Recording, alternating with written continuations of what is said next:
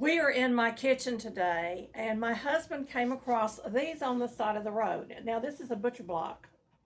It was for a cabinet or a counter, and I actually have two of these pieces.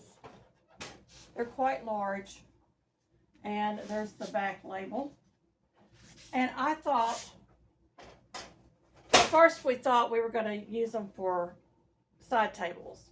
But then I thought, I've always wanted a butcher block big enough to fit over my burners on my stove to make another work area for me in my kitchen, because I have very little workspace in my kitchen. Hey y'all, I'm Susan, and this is the Hillbilly Chicken Ranch. Welcome to another edition of the Resourceful Homestead. We're going to get into this today, and the first thing I'm going to tell you is you will need to sand all your edges on your project. Just make sure you sand it, and then that you've wiped down everything off of it, get all the dust and everything off of it that you can. Now, I've pulled out some clean rags. I've got my homemade wood restorer. This is a food grade restorer that I'll be using today. But if you're using it for a countertop or something like that, just be aware that any wax-based product can be flammable, so be careful with that around your stove. Now, this is a product that we bought a long time ago. This is Howard Feed and Wax wood polish and conditioner. It's beeswax and oil, orange oil, and it contains other cautions on the back of the label. This will restore and help you to finish out your product. They also have a restore finish product that you can use also on this type of thing.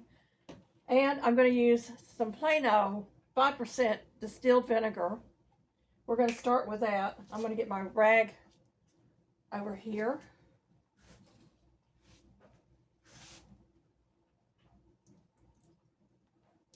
And I'm pouring quite a bit on that rag. I want it to soak in as much as I possibly can, but I also want to clean the top of my wood block.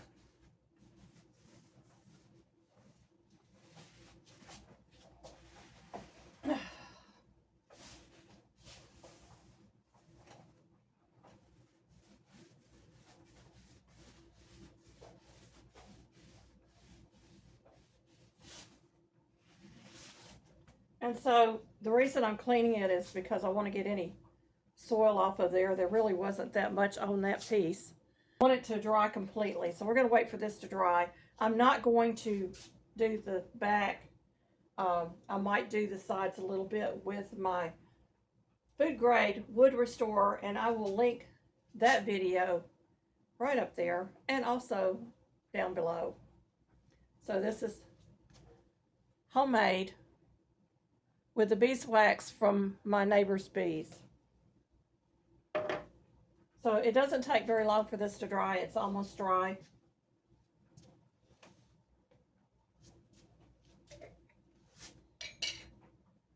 And I'm going to take a good amount of this. We're going to start working it into the wood.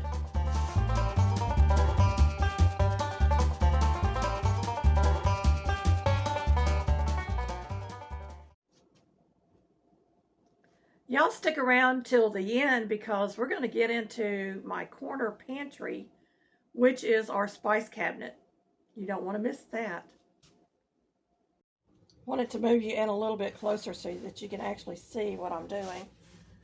And this will seal. I'm going to do this probably a couple of times to make sure I have a good seal on this.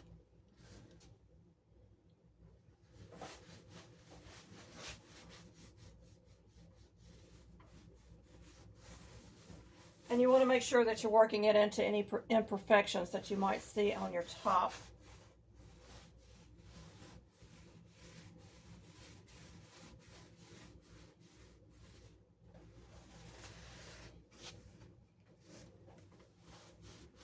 Then you want to work it around the sides and the back and allow it to dry in between coats.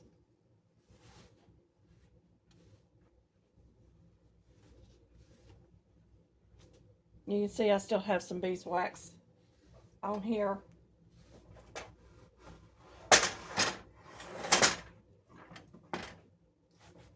This is quite heavy.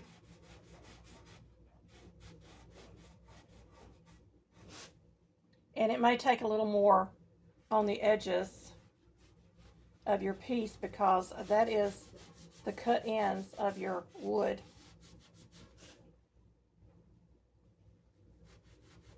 So just, you know, do circular motions to work it in and take your time.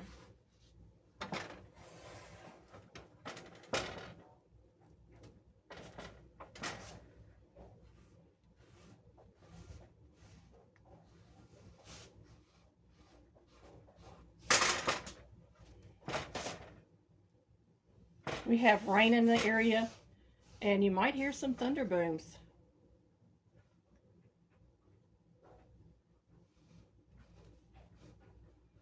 July has been a rainy month.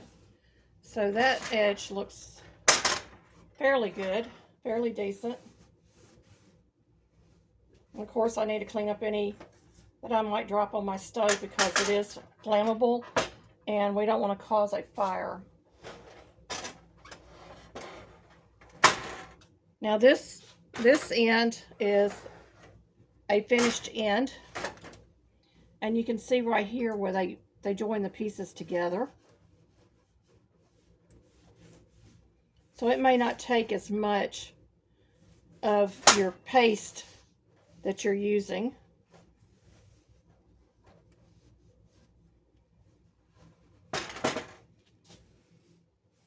To finish that end. It's already looking so much better, y'all. I'm going to turn it again. Now this is a very heavy piece. So ladies, if you can't lift one of these, make sure that you have a man around that can do that. Or maybe he can add a handle or two to help you lift. I just want to make sure, like I said, that this is good and coated. It doesn't take very long for it to dry. And this is going to give that wood some protection and make it easier to clean. Now you will want to reapply this after you use it. And I usually wash my cutting boards with soapy warm water, and then I will rinse them thoroughly and allow them to air dry. But you can also use the vinegar method to help, you know, clean and disinfect the top of your cutting board area. So I think that looks pretty good. We're going to bring the camera in so that you can see the top of this.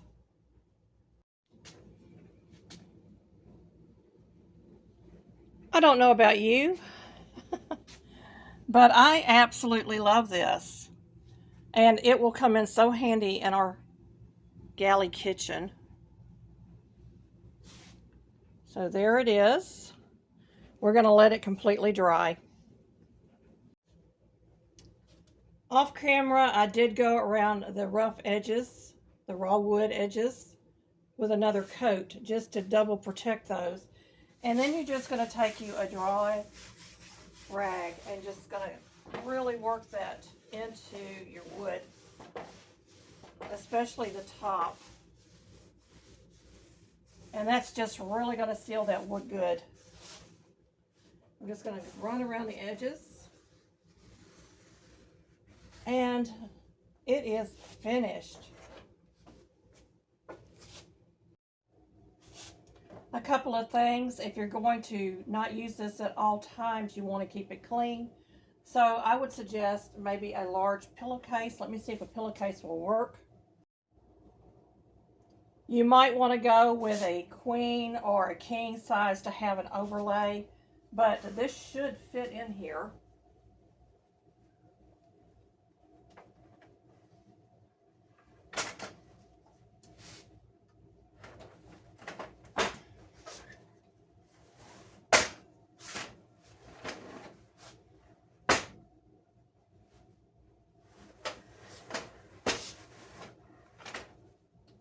And then for another added layer of protection, I would actually put this into a plastic garbage bag that I can seal until I'm ready to use. So there it is, folks. There's my idea for you. I could actually take that hem out and make this a drawstring, and it would probably fit so much better, but I think that's going to be perfect for storage. Or you can find a place on your counter to put it when you're not using it. So let's get this off. I know that this will work.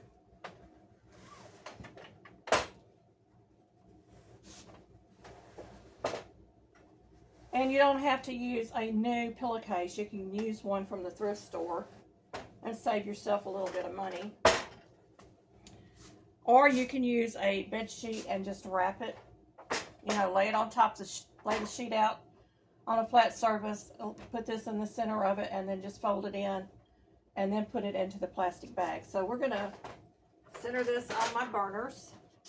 And I really need to be working on my spices. So this is gonna make an extra work area for me today to do some spice work. Top shelf, I usually put stuff up here that I don't use a lot of, or, you know, some of these seasonings that we won last year at my husband's job's Christmas party. Things like that that I don't use a whole lot of. And I've got a jar of my neighbor's honey that I need to use up. So we're going to go through this. We're going to pull a bunch of stuff out.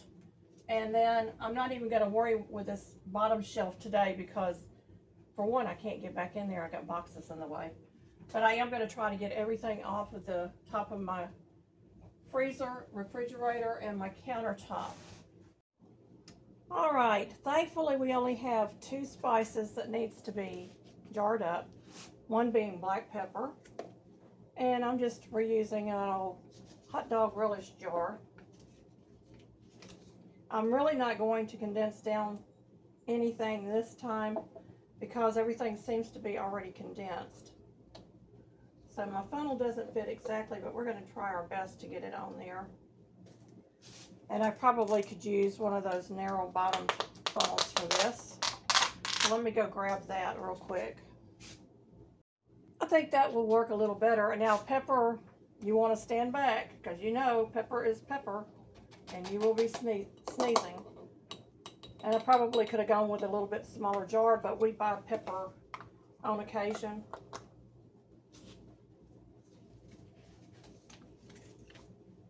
And I'm just going to double label this one because I want to be able to find it quickly within a bunch of jars. So that one is done. We no longer need that funnel. And I already have star anise in a jar.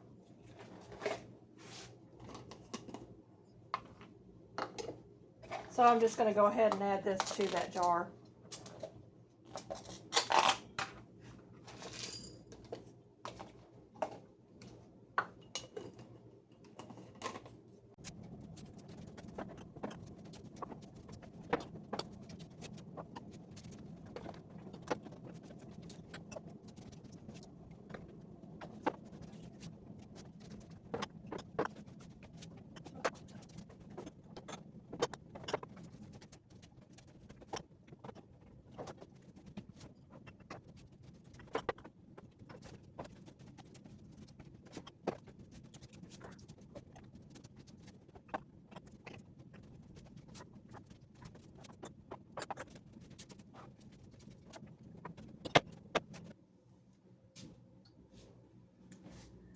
Well, y'all, thank you for coming along and helping me straighten out some of that mess I had over in the corner and helping me get this board ready for me to be able to use as a prep station in my kitchen.